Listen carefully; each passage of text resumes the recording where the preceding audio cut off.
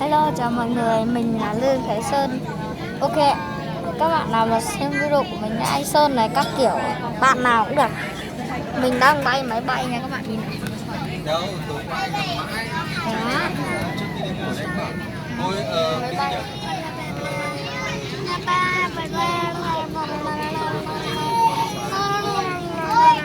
Ý bảo là không có việc gì quan trọng thì đừng có. Đây là máy bay nha.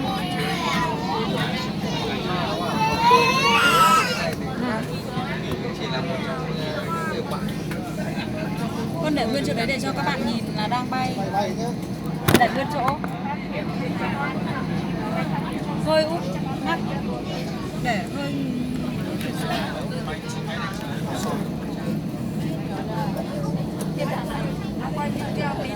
Dám chửi vào. Vì đây là mình đang bay. Muốn người ta biết là độ cao nó sẽ di chuyển như nào thì con phải để nguyên như thế. Thì người ta mới biết được là di chuyển độ cao đang di chuyển độ cao như thế nào. Cho nó đỡ đau. Con đấy một cà phê á, nó mình chỉ cần sự yên lặng. Em có thể nhìn thấy gió và cái thuyền thoại này đấy. Nhìn gió cực.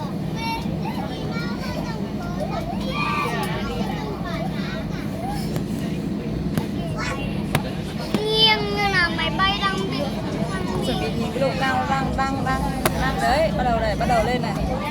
Bắt đầu này. Bắt đầu lên rồi. chúng ta thử nhìn.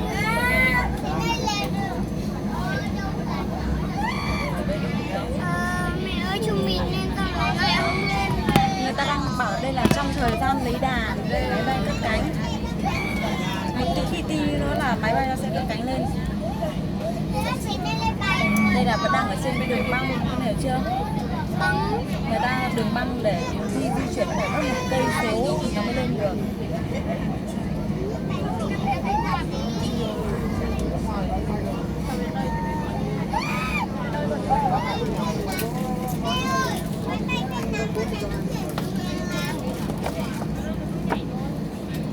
Con thấy mát rồi à, mẹ đừng quằn nữa.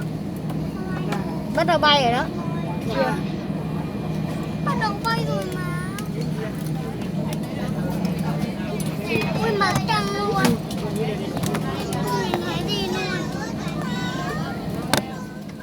Nắng quá các bạn ơi. À chị à. Không được, bảo bằng.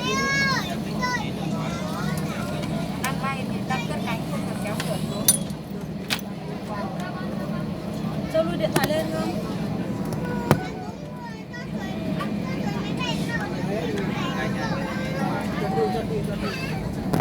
À, mẹ ơi có khi nó chuẩn bị bay rồi bay đó.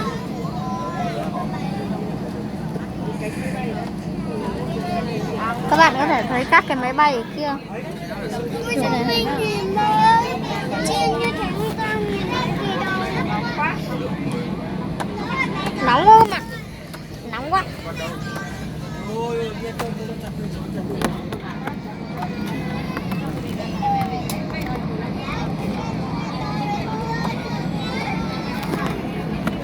Sắp cất cánh.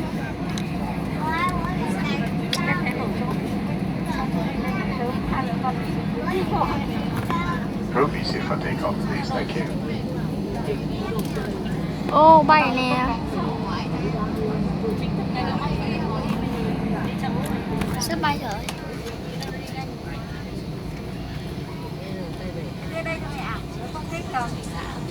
Các bạn nó không biết cầm. Gần như bay thôi chứ chưa bay rồi các bạn. Trực thăng thì trực thăng. Đấy, chuẩn bị đấy, cất cánh đấy. Ok, cất cánh. À chưa. Này, bắt đầu xuống lên này. Cất cánh chưa đâu.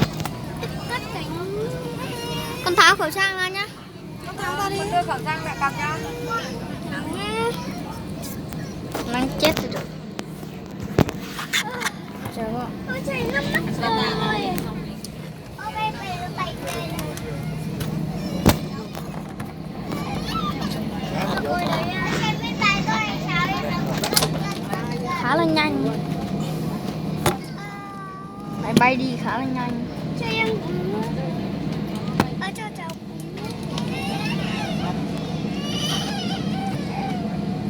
Này, vù đây này. Vù đây. Vù đây. Nào đưa chai cho cậu Viên Nhi lên. Không có người à. Nhìn thấy gió là các bạn biết rồi đúng không? Trên này nó để nhiều túi rồi.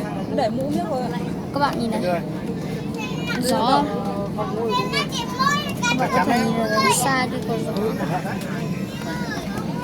Tức là sắp bay rồi. Các bạn có thấy gì không? Quỷ đầu loa đấy các bạn. Các bạn thấy kì cả. Quỷ đầu loa.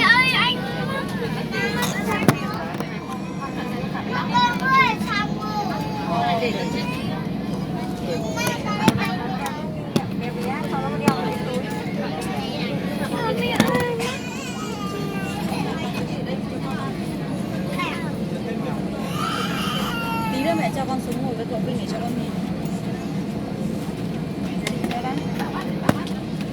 Ôi, anh lấy mình tài rồi sao? Đấy.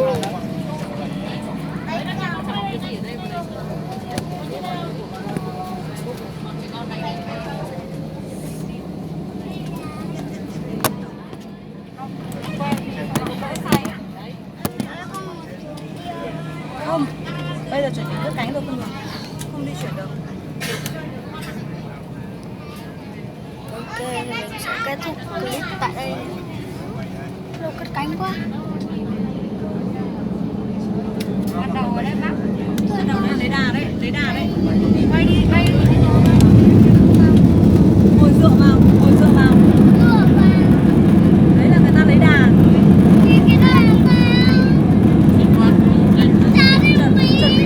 Chuẩn bị người lâng này.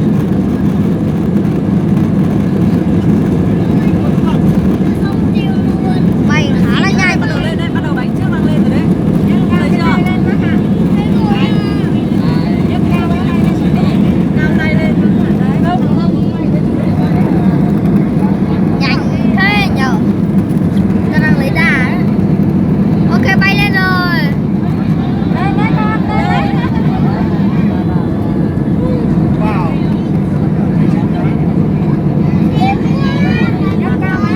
Lên cao lên một tí. Quay á.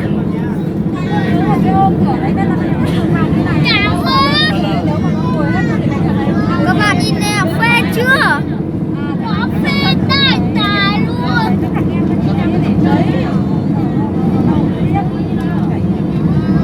Bây giờ nó bắt đầu xuống êm này rồi.